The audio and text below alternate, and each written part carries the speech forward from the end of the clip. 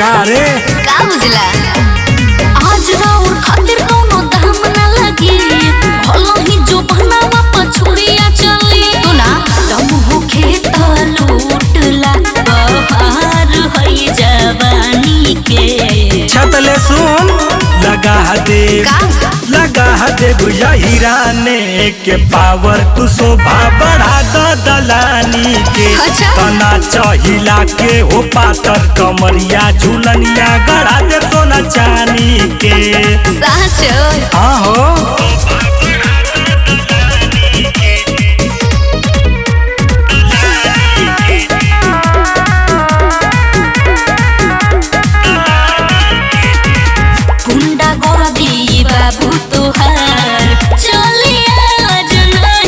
अच्छा मिली नहीं ऊंची झबा जवन तोहरा के चाहिए अरे दूरे हटा काहे रे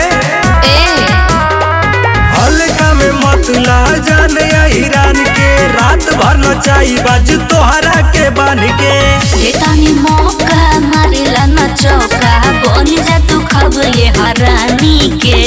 सुना तारा हाँ हो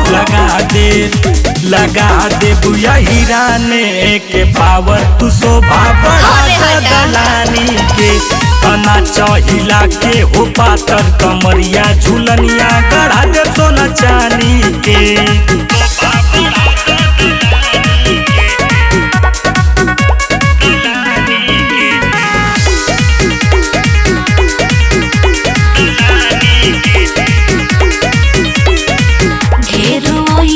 कोइले ये बाबू तोहरा जैसन लेखा समझ में आइल तोहरा से पार हो ही ना बाबू होई सीमा रेखा अरे लांग देव सीमा की बर्दाश्त ना कर पैबू